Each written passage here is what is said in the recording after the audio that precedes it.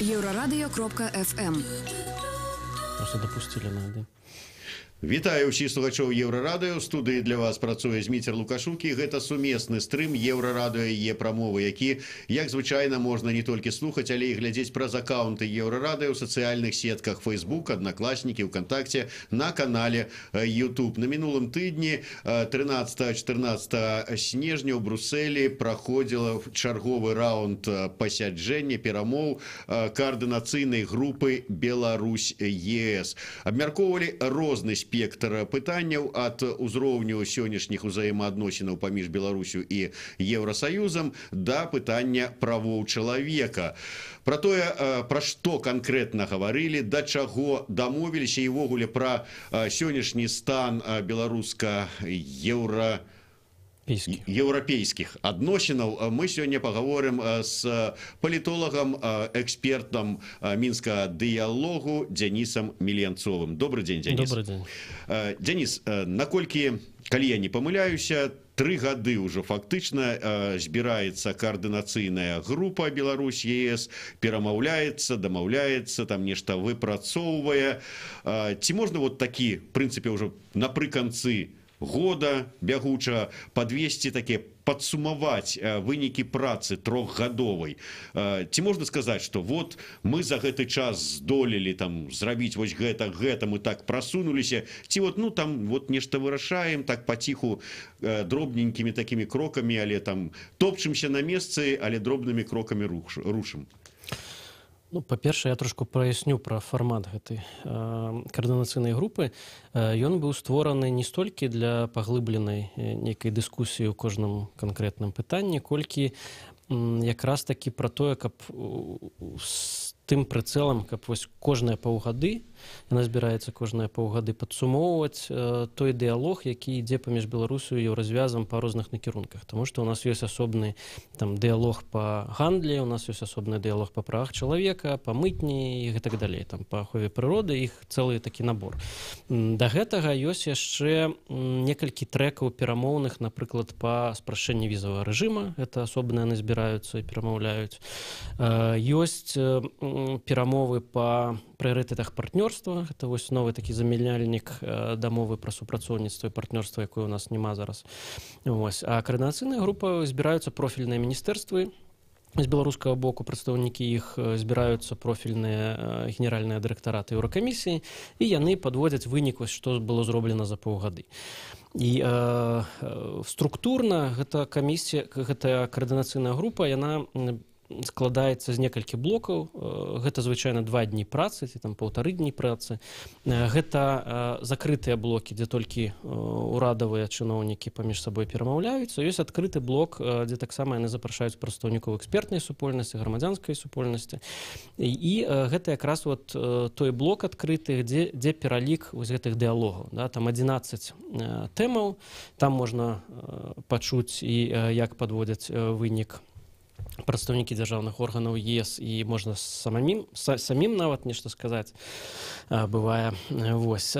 Калі адказваць на пытанне, што ж там было зроблена, то я хутчэй вот не да гэтай групы каардынацыйнай, а да дыялогаў і увогуле гэтых нашых адносінаў, то насамрэч просты адказ можа быць, што насамрэч і шмат, і не шмат. Калі казаць пра нейкія прарыўныя рэчы, як тыя ж самыя візавае пагадненне, прыярытэты партнёрства, падпісанне нейкай базавай дамовы, пра гандаль, пра палітычнае супрацоўніцтва, то гэтага нічога няма, і больш за тое там перамовы на сённяшні дзень заблакаваныя. Пра гэта пазней можа мы пагаворым. Калі казаць пра вось гэтыя шматлікія дыялогі ў вузкіх сферах, то там адбываецца насамрэч шмат чаго. І Еўрапейскі Саюз падвысіў сваю дапамогу для Беларусі па розных накірунках праектных, там і інфраструктура, лагістыка, там мясцовыя ўлады, супрацоўніцтва, што датычыць паляпшэння энергаэфектыўнасці, гэтак далей. Там вельмі шмат усяго. У нас адкрыўся асобны дыялог па гандлі, у нас дамовіліся дамовіліся таксама пра тое, што будзе асобны аташэ па мытні, то бок паскорыцца вось гэтыя ўсе мытныя працэдуры. І вось такіх от драбніц насамрэч іх вельмі шмат. І калі іх суміраваць, можна там вельмі вялікі спіс скласці. Але зноў-такі прарываў, вось каб сказаць, што нашыя адносіны з еўразвязам радыкальна палепшыліся, такого сказаць нельга. Давайте пакуль першым вот да таких глобальных тэм, па якіх прарываў увогуле, як было сказано, там заблокаваныя фактычна праца і перамовы, то вот по вот гэтым вы сказали, что па пэўных накірунках там па мытні тое сёе дапамога Еўросаюза павялічылася. Ну мы ведаем там як ж правіла якое, калі дзесьці павялічылася, то дзесьці зменшылася. Не абавязкова. Не абавязкова. Але шмат кажуць пра тое, што зараз Еўросаюз ну как бы значна зменшыў дапамогу, скажем там, грамадскаму сектару, можа быть там іншым нейкім таким структурам, не будем уже там удакладняцца, можа быть за кошт змяншэння сюды пайшло павелічэнне там на вот гэтыя дзяржаўныя праграмы. На дзяржаўныя праграмы дакладна павялічыліся фінансы, таму што тут трэба зразумець таксама Еўрапейскі Саюз, ім трэба ахова межаў, ім трэба неяк абараняцца ад наплыву мігрантаў, наркотыкаў, зброі і гэтак далей. Адпаведна, яны укладаюцца вельмі шмат у памежную інфраструктуру, у мытню і гэтак далей. Тут іх інтарэс зразумелы.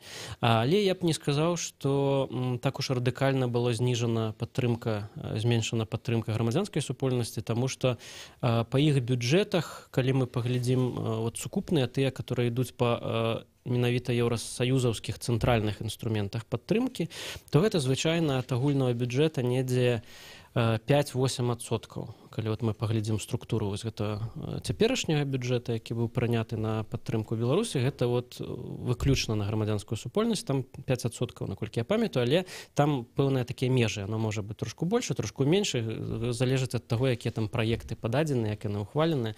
Ёсць яшчэ розных шмат фарматаў, па якіх ідзе падтрымка грамадзянскай супольнасці, калі прадстаўнікі дадаюцца ў розныя фарматы міждзяржаўныя, у тым ліку. То бок такіх таксама шмат фарматаў.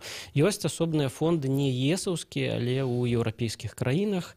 Ёсць асобныя фонды і ў межах Еўрапейскага Саюза, вось гэтыя палітычныя, там, European Endowment for Democracy, напрыклад. Гэта не зусім інструмент, той, который працуе з Беларусі, ён працуе там па больш шырокаму полю. Але Беларусь мае, там, беларуская грамадзянская супольнасць мае да яго таксама доступ. Это лічыцца асобна. Это асобны фонд. Таму я б вот не падтрымаў гэты тэзіс, што ёсць радыкальнае зніжэнне. Іншая справа, што ёсць павелічэнне ў іншых сферах, і тут Еўросаюз пабачыў свой інтарэс. Атрымліваецца, калі там, скажем, нейкія там грамадскія актывісты, там арганізацыі, гэтак далей пачынаюць скардзіцца на тое, што вот цяжкасць фінансаваннем, то это не ад таго, што, скажем так, перанакіравалі нейкую падтрымку еўрапейцаў з недзяржаўнага ў дзяржаўны сектар, а таму што, можа быць, недзяржаўныя не дапрацоўваюць, не туды падаюць праекты, ці не так іх падаюць неправільна. Я думаю, это связано хутчэй з тым, што шмат іншых фондаў, у тым ліку палітызаваных, тыя, которые працуюць з палітычнай апазіцыі, яны зараз не так актыўна працуюць з Беларусю, таму што з'явілася украінская тэма, і яны лічаць, што нашмат больш важна працаваць з украінцамі, не з Беларусю, у якой збольшага ўсё стабільна, прадказальна і зразумела. Але гэтыя фонды, яны не звязаныя непасрэдна з самім Еўрапейскім Саюзам і з інстытутамі ЕС, вот этими цэнтральнымі. Так? Гэта, напрыклад, могуць быць фонды пры урадах ці Міністэрства замежных спраў канкрэтных краінаў сябраў Еўразвяза. Напрыклад, там, не ведаю, польскі, там шведскі, вот СІДА, якая была сышла цалкам з Беларусі, потым яна, як кажуць, вяртаецца зноў з некаторымі праектамі. Таму гэта трошку тут ёсць блытаніна, так? Ёсць цэнтральныя еўрапейскія органы, у якіх ёсць фонды, у тым ліку для Беларусі, і ёсць шмат там прыватных, дзяржаўных, але ў кожнай краіне Еўразвяза, на якую Брусэль непасрэдна не ўплывае. Добра, вернемся да больш такіх сур'ёзных праектаў тэм, якія у той жа час цікавяць не толькі палітычны эстэблішмент, але і звычайных грамадзян Беларусі. Гэта найперш візавае пытанне. Чаму зараз вот такая сітуацыя, што у чарговы раз гэтая тэма затухла, заглохла, неяк прабуксовая? Тут некалькі прычынаў. Па-першае, трэба адзначыць, што зараз тэма візавага пагаднення для нашай краіны не настолькі важная. Яна была важная даўней, але потым сам Еўрапейскі Саюз пасля 2011 года прыняў цэлы шэраг такіх, скажем, не пастаноў, рэкамендацыяў, каб консульствы краінаў Еўразвяза, якія працуюць у Беларусі, яны выдавалі больш шматразовых доўгатэрміновых візаў. І зараз у нас такая сітуацыя, што збольшага, хто хацеў атрымаць візу доўгатэрміновую, шматразовую, ён яе мае. І ў нас вот, па некаторым там ацэнках даследавання, да і па статыстыцы, якую выдаюць самі амбасады еўрасаюзаўскія, у нас сітуацыя без гэтага візавага пагаднення яшчэ нават троху лепшая, чым ва ўкраіне, калі яны ўжо падпісалі і працавалі па гэтаму пагадненню. І па колькасці адмоваў, і па колькасці вот гэтых шматразовых і бясплатных нават візаў. Таму зараз няма вот такого вот прэсінга з беларускага боку. Іншая справа, што некаторыя краіны Еўрапейскага Саюза, да і сам Еўрапейскі Саюз, спрабуюць навязаць трошку розных патрабаванняў у межах гэтых перамоваў. Вось была гісторыя з тым, што Еўрапейскі Саюз хацеў уключыць у тэкст пагаднення блок пра магчымую замарозку гэтага пагаднення ў будучым, калі на Беларусь накладуць санкцыі, ці зменіцца нейкая сітуацыя ў рэгіёне, чаго не было в аналагічных дакументах, падпісаных з іншымі краінамі, там, з Расіяй, напрыклад, той самай з Украінай, Малдовай. Але гэтае пытанне было вырашана, потым з'явілася прапанова Польшчы пра тое, каб звязаць гэтае пагадненне пра візы з іншым пагадненнем ці нейкім мемарандумам, якое б забавязвала Беларусь павялічыць колькасць консулаў краінаў Еўрапейскага Саюза тут у сябе на тэрыторыі з тым, каб яны маглі выдаваць больш візаў. Беларусь з такой пастаноўкай пытання не згодная, таму што аргументацыя афіцыйнага Мінска, што наадварот, калі гэта пагадненне ўступіць у сілу, то зменшыцца колькасць аплікантаў, людзей, якія падаюць на гэтыя візы, таму што візы будуць давацца шматразовыя, і адпаведна людзям кожны год ці там кожныя некалькі месяцаў не будзе патрэбы узнаўляць гэтую візу. На што вось Польша і Еўрапейскі Саюз, паколькі ён падтрымлівае свае краіны-сябры, яны не пагадзіліся, адпаведна, зараз пакуль што гэтае пытанне ось тут застопарылася, калі можна так сказаць. То есть все ж таки праўда у тым, што фактычна Польша на дадзены момант тармозіць ці там, скажем, там паставіла такі блок менавіта Польша на тое, бо там трэба, каб адзінагалосна было прынята ў Еўрасаюзе гэтае рашэнне, тармозіць прыняццё гэтае рашэнне. Ну, наколькі мне вядома, так. І як гэта магчыма зараз вырашыць? Ну, папярэднія такія праблемныя пытанні таксама вырашались нейкім чынам. Вось пра гэты пункт пра замарозку пагаднення, як я ўжо сказаў, таксама быў вырашаны, там была знойдзена формула, калі ў самім тэксце не будзе гэтай агаворкі, але яна будзе ў прэамбуле ў нейкім іншым выглядзе. Таму я думаю, што калі, напрыклад, Польшчы ўсё ж такі дазволяць мець некалькі дадатковых консулаў, то яна можа зняць гэтае патрабаванне. Ну, гэта такая дыпламатычная практыка, калі краіны спрабуюць спачатку планку высока падняць перамоўную, а потым, каб можна было трошку адступіць і дасягнуць нейкага кампраміса. Таму я думаю, што і ў гэты раз так будзе, але проста самі візавыя перагаворы, яны цягнуцца ўжо больш за 4 гады, і, канешне, усе стомленыя, і адчуваецца вот у перамоўшчыкаў такое пэўнае нават раздражненне, што гэта пытанне магло б быць вырашана ўжо даўно, але пакуль што яно не вырашаецца. Ну вот зараз у Брусэлі на пасяджэнні каардынацыйнай рады оно абмяркоўвалася гэта пытанне таксама? У тым блоку, дзе былі незалежныя эксперты грамадзянскай супольнасці, оно не абмяркоўвалася. Гэта быў асобны закрыты блок, ён у праграме быў, там якраз было пазначана, што будзе абмеркаваны апошні раунд перамоў, які адбыўся ў пачатку кастрычніка. Вось, але, наколькі мне вядома, там ніякіх новых прарываў не было дасягнута. Мы перервемся на короткую паузу. 3 хвіліны навінаў на Еўрарадыё. Я нагадаю, што з Дзянісам Мільянцовым абмяркоўваем сённяшні стан беларуска-еўрапейскіх адносінаў. У студыі Зміцер Лукашук, сумесны стрым Еўрарадыё Е-прамовы.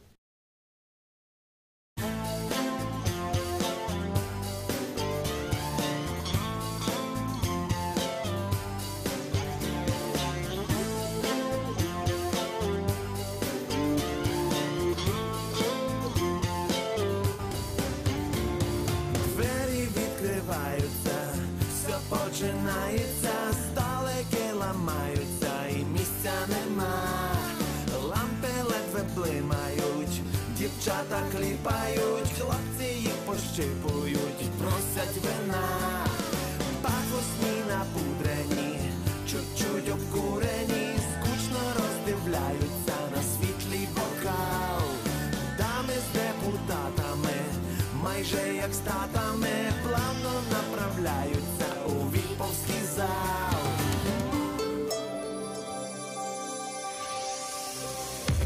Еўрарадыё. Час ведаць, што адбываецца.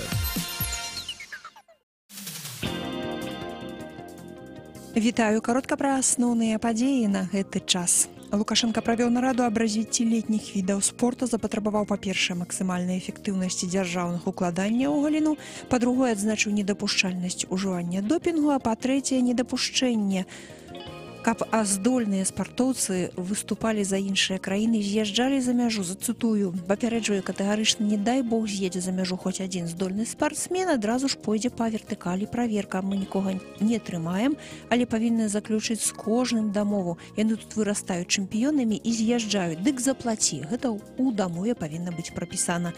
Запатрабаваў Лукашенко. У США адмененае рашэнне суда аб апецы над сынам Вікторыі Азаранкі Леа Александра. Нагадаю, што ў пачатку года Верховны суд Лос-Анджелеса прыняў рашэнне на карысць маці беларускі Вікторыі Азаранкі. Суд прыняў рашэнне прызнаць рашэнне беларускіх калегаў рашаючым у спрэчцы бацькоў за апеку. А цяпер справу будуць разглядаць зноў, бо Білі Макіх, амерыканскі бацька дзіцёнка, запатрабаваў перагляду рашэння суда, спасылаючыся на некаторыя недасканаласці. Расія ў ходзе кампаніі па ўплыву на прэзідэнцкія выбары ЗША ў 2016 годзе асаблівую ўвагу надавала супольнасці афраамерыканцаў, заклікаючы тых не ісці на выбары. Нагадаю, што афраамерыканцы традыцыйна галасуюць за дэмакратаў. У дакладзе выведкі згадваецца 80 старонак у Фейсбуку, створаных агенцтвам інтэрнэт-даследаванняў, то бок расійскай фабрыкай троляў. З іх 30 былі прызначаныя для афраамерыканцаў і агулам мелі да 30 мільёнаў карыстальнікаў. Еўрарадыё.фм. Вітаю ўсіх слухачоў Еўрарадыё. У студыі працуе Зміцер Лукашук, сумесны стрым Еўрарадыё і Е-прамовы, падчас якога разам з Дзянісам Мільянцовым мы абмяркоўваем сучасны стан узаемаадносінаў паміж Беларусю і Еўрасаюзам. Дзяніс, ну вось вы расказалі, што ўсё ж такі ёсць пэўныя праблемы у візавым пытанні. Для проста, калі сказаць, то каб візы сталі па 30 шенгенскія, вот ёсць пэўныя перашкоды, і ў дадзеным выпадку Польшча выставіла пэўныя такія свае патрабаванні, каб павялічылася колькасць консулаў у Беларусі. Перш за ўсё, я так разумею, яны пра сваіх консулаў клапоцяцца, каб больш польскіх консулаў было, Беларусь супраць. Наколькі магчыма і ў які час, што гэта пытанне можа быць станоўча вырашана, і ўсё ж такі мы зрушым гэтыя перамовы, дакладней не зрушым, а давядзем нарэшце іх да лагічнага заканчэння, бо цягнуцца яны ўжо не адзін год. Ну, тут цяжка даваць нейкія прагнозы, таму што калі перамовы толькі пачаліся, там мы давалі прагнозы, ну, хто збольша гэтай тэмай займаецца і даследуе, давалі прагнозы там год-паўтара, ну, максімум 2, таму што ёсць гісторыя перамоў падобных з іншымі краінамі, і яна паказвае, што гэта досыць рэч нескладаная. тым больш што у Беларусі ўсё збольшага з міграцыйнымі рэчамі добра, а там, я нагадаю, у пакеце прымаецца это пагадненне з пагадненнем пра рэадмісію, гэта якраз такі вось пра міграцыйныя справы, але потым пачалі ўзнікаць розныя праблемы. Прычым у самы апошні момант мусіла падпісацца гэтае пагадненне пра спрашэнне візавага рэжыму ў 2015 годзе перад самітам усходняга партнёрства, але там тады ўзнікла пытанне пра біяметрычныя беларускія пашпарты. Тады яно ўзнікла там з боку Швецыі і Францыі. Неяк так супала, што гэта якраз такі тыя краіны, якія якраз такі выпускаюць абсталяванне для біяметрычных пашпартоў. Супадзенне. Так, супадзенне такое было. Потым гэта там знялося, потым узнікла пытанне вось гэтай замарозкі пагаднення, калі зменіцца сітуацыя. Яно таксама неяк разрулілася праз пару раундаў перамоваў.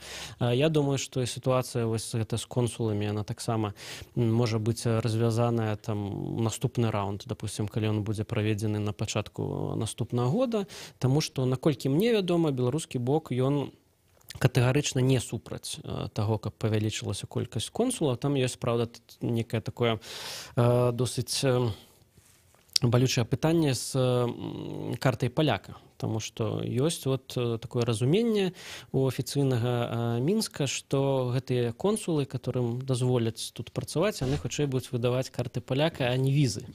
Ёсць такое апасенне. Калі неяк польскі бок здолее пераканаць беларускі бок, што гэтага не будзе, то я думаю, што сітуацыя развяжацца. Гэта не такое складанае пытанне. Калі канчаткова будзе падпісанае это пагадненне, залежыць ад цэлага шэрагу абставінаў, якая будзе атмасфера ў двухбаковых адносінах, таму што раптам зноў нейкая краіна выставіць нейкія свае патрабаванні, там тая ж самая Літва захоча больш консулаў ці яшчэ хто-небудзь. Таму тут прагназаваць цяжка, але я тут зачапілася, мяне рэзанула вуха пра 30 еўра, насамрэч 30 еўра не будзе. Паводле пагаднення гэта будзе 35, але многія краіны маюць свае візавыя цэнтры, гэта значыць, што гэта плюс яшчэ нейкая надбаўка да гэтых 35, і умоўна можна сказаць, што недзе віза будзе каштаваць 50. Але што важна, калі мы не падпішам гэта пагадненне і ўступіць у сілу новы еўрапейскі візавы кодекс, паводле якога віза ўжо будзе каштаваць 80 еўра. Гэта азначае, што калі не падпішам, то у нас яшчэ чакае рост кошту на візу. Да якога числа мы павінны падпісаць, каб не плаціць 80? Наколькі я памятаю, гэта рашэнне мусіць уступіць у сілу бліжэй да лета наступнага года. Гэта ў наступным годзе. Так, спадар Владимир Владимирович Макей, трэба хуценька. Зрабіце ўсё магчымае, каб да лета падпісаць, а то 80 плаціць неяк зусім не хочацца. Яшчэ адна тэма, якую мы нешта неяк не можам зрушыць з месца, і я так разумею, таксама адна краіна ставіць палкі ў колы гэтага рухавіка, гэта прыярытэты партнёрства. Праграма, якая дае магчымасць доступу да розных такіх праектаў, найперш фінансавых, якія двухбаковых, удзелу якіх дае Беларусі магчымасць атрымліваць фінансаванне і нешта тут рабіць. Прыярытэты партнёрства праграма, яна павінна дзейнічае і ўжо краіны шмат хто з яе падпісаў, там з 18 па 20 год. 18 заканчваецца, мы гэтую праграму так і не падпісалі. Чаму і якія перспектывы?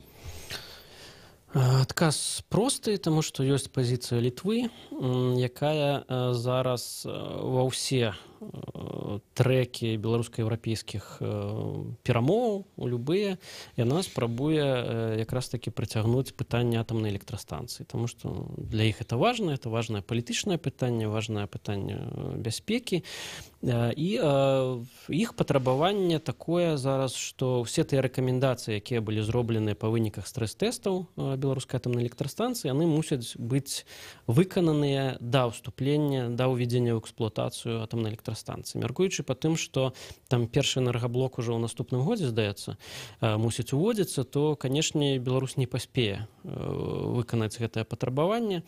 Гэта азначае, што гэта такая железабетонная блокіроўка гэтых перамоваў па прыярытэтах партнёрства. І вот, наколькі мне вядома, там пануе ў перагаворшчыкаў такое ўжо расчараванне і апатыя, што менавіта вот да гэтага перамоўнага трэку. Хутчэй за ўсё, я думаю, што ў бліжэйшы час падпісанае гэта пагадненне не будзе. Магчыма, будуць нейкія перамовы, можа быць, адразу пра тэкст базовага пагаднення пра супрацоўніцтва і партнёрства, але зноў-такі пазіцыя Еўрапейскага Саюза, што трэба рухацца неяк вот такімі маленькімі крокамі. Да? Спачатку там візавае пагадненне, прыярытэты партнёрства, потым ужо нейкія больш грунтоўныя такія пагадненні.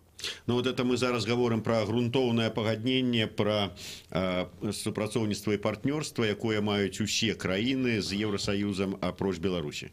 Гэта такая першая фаза, так. І краіны ўжо амаль што ўсе маюць больш прасунутыя пагадненні, якія надбудоўваюцца вось на гэтым першасным.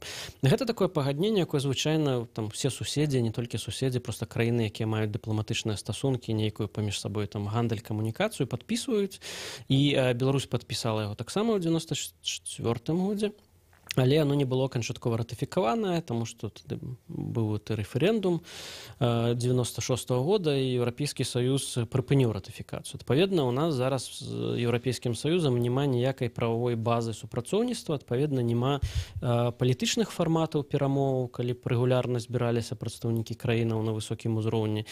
Няма там нармальна гандлёвай схемы супрацоўніцтва, няма ніякіх там прэферэнцыяў гандлёвых, мытных і гэтак далей. І гэта, канечне, вялікая праблема. Афіцыйны Менск, вот, і міністр замежных спраў, і прэзідэнт, прэм'ер ужо неаднаразова казалі, што нам трэба рухацца ў гэты бок, але пазіцыю Еўрасаюза я ўжо сказаў, і нас большая такая, што давайте вот пакрысе, да, там малымі крокамі, спачатку вось гэта падпішам, рэалізуем, потым уже будзем рухацца далей. Але пакуль вот, як вы адзначылі, ніяк не атрымліваецца пераадолець і падпісаць гэтыя вот першасныя пагадненні. Але ёсць яшчэ адна тэма, гандлёвая тэма, якая таксама ёсць пэўныя складанасці. Патлумачце, што за яна, што за складанасці.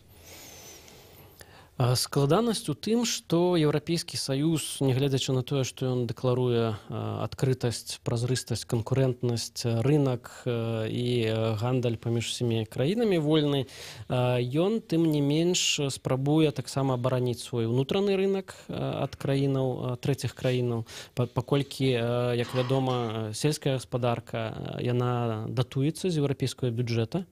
Гэта не вольная канкурэнцыя. Адпаведна, што Еўрапейскі Саюз спрабуе накласці тарыфы на або нейкія меры нетарыфнага рэгулявання на трэція краіны, каб неяк абмежаваць доступ на свой рынок. І тут якраз такі вот у выпадку Беларусі быў выбраны фітасанітарны стандарт, які фактычна блакуе беларускія тавары на еўрапейскі рынок. Робіцца гэта досыць такім дзіўным спосабам. Я вот гляджу па перамовах у межах каардынацыйнай групы, у якой я там удзельнічаю з самага пачатку, калі гэтыя фітасанітарныя там стандарты, патрабаванні, яны збольшага вядомыя. Але для таго, каб атрымаць там сертыфікацыю, дазвол, трэба, каб Еўрапейскі Саюз правёў пэўныя, як это называецца, маніторынгавыя місіі, паглядзеў, якім чынам тут вырабляюцца гэта прадукты, наколькі яны бяспечныя, наколькі яны адпавядаюць гэтым стандартам, і потым прыняў пэўнае рашэнне. Але вот загвоздка ў тым, што Еўрапейскі Саюз, нягледзячы на шматлікія беларускія просьбы даслаць сюды місію, такую аўдытарскую маніторынгавую, ён проста ніяк на гэта не рэагуе. І вось гэта проста там прыводзіць у ярасць беларускіх перамоўшчыкаў і даводзіць іх часам да такіх вельмі эмацыйных выказванняў. І вось на гэтай каардынацыйнай групе таксама шмат гучала пра тое, што якраз такі фітасанітарны стандарт і патрабаванні, гэта хутчэй не стандарты, не патрабаванні, гэта хутчэй яшчэ адзін бар'ер для таго, каб не дапусціць беларускія тавары на еўрапейскі рынок. І Еўрапейскі Саюз нават не адказвае ўжо некалькі год на тое, каб дазволіць Беларусі транзіт мяса у Калінінградскую вобласць праз сваю тэрыторыю пад пломбай. то бок натуральна нідзе на там не будзе прадавацца, гэта будзе кантралявацца, але тым не менш Еўрапейскі Саюз вот пакуль што не гатовы да этого. І тут просто, як это сказаць, такая размова слепога з глухім атрымліваецца. Беларускі інтарэс ён відавочны, еўрапейскі інтарэс таксама відавочны, але дамовіцца тут не атрымліваецца, на жаль. Ну вось так і атрымліваецца, што нібыта пацяпленне адносінаў ёсць, але такое павольнае, што гэты градус неяк так і не заўважаем мы, як ён падымаецца. Долі, дзесятыя, сотыя долі градуса. Тым не менш, мне вот цікавы іншы момант. З аднаго боку, памятаеце эту заяву аднаго з еўрапейскіх чыноўнікаў пра то, амерыканскіх чыноўнікаў пра тое, што Беларусь вот форпост на мяжы і расійскага імперыялізму. Тут у нас зараз вот сітуацыя размовы на фоне заяў Медведзева і Козака пайшлі пра тое, што беларускаму суверэнітэту ідзе пагроза з усходу. Здаецца, у гэты момант Еўрасаюз павінен, ну неяк так, весь заходні свет забыцца на пэўныя свае нейкія там перасцярогі ці забабоны і сказаць: ладно, все, Беларусь, давай вот каб абараніць цябе, твой суверэнітэт, як мага хутчэй, бліжэй да нас. Што мы бачым, ўсё ж такі, няма ніякай рэакцыі на гэта? На апошнія падзеі палітычныя? Ёсць, скажем, ёсць нюансы. Амерыканскі бок і еўрапейскі бок, яны, канешне, адзначаюць і змену сітуацыі ў рэгіёне, і тое, што Беларусь заняла асобную ад Расіі пазіцыю, што да украінскай праблематыкі і ў цэлым, але ні Злучаныя Штаты, ні Еўрапейскі Саюз не гатовы ў гэта ніякім чынам фінансава ўкладацца. Яны гатовыя ўкладацца сімвалічна, напрыклад, это датычыць візітаў двухбаковых камунікацый, яны гатовы недзе там сімвалічна падтрымаць Беларусь, як, напрыклад, Вес Мітчел сказаў пра беларускі гэты суверэнітэт. Ён там не пра Беларусь менавіта сказаў, пра беларускі суверэнітэт, які вот як бы такі вал супраць імперыялізма. Вось, але яны хацелі б, канешне, каб тут Беларусь самастойна адбівалася, а Злучаныя Штаты і Еўрапейскі Саюз нейкім чынам яе вот на словах падтрымліваюць. Маральна. Але што датычыць Еўрапейскага Саюза, тут дзеля справядлівасці трэба сказаць, яшчэ раз падкрэсліць, што ўсё ж такі дапамога і тэхнічная, і там інфраструктурная, інвестыцыйная, яна павялічылася. Гэта, канешне, не мільярды, як хацелось бы афіцыйнаму Мінску, але гэта мільёны, а яны таксама на дарозе не валяюцца. Іх трэба там, калі не знойдзеш, калі не атрымаеш Еўрапейскага Саюза, трэба адбіраць там у пенсіянераў і ў школьнікаў. Таму гэта вялікая справа.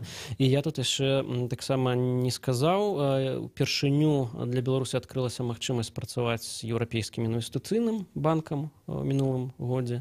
І змянілася праграма, палепшылася да Мінска Еўрапейскага банка рэканструкцыі і развіцця, што таксама вельмі важна. Беларускі бізнес можа працаваць з гэтым банкам. Вось. Таму тут Еўрапейскі Саюз, канешне, нешта робіць, паступова рухаемся мы ў накірунку больш шчыльнага супрацоўніцтва эканамічнага і палітычнага, але, канешне, гэта ні ў якім разе, як некаторыя там нашыя расійскія калегі спрабуюць пісаць, это ні ў якім разе не пераарыентацыя, і ні Еўрапейскі Саюз, ні Злучаныя Штаты Расію не заменяць ні як рынак, ні як крыніцу фінансавую інвестыцыю.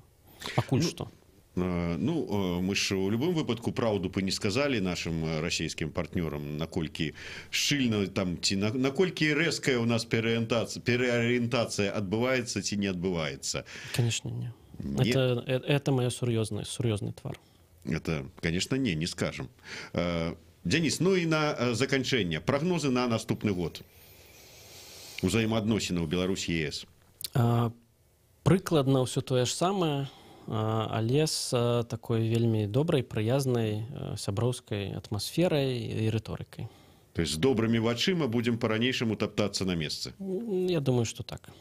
Але наша вот пажаданне да спадара Макея ўсё ж таки застаецца ў сіле.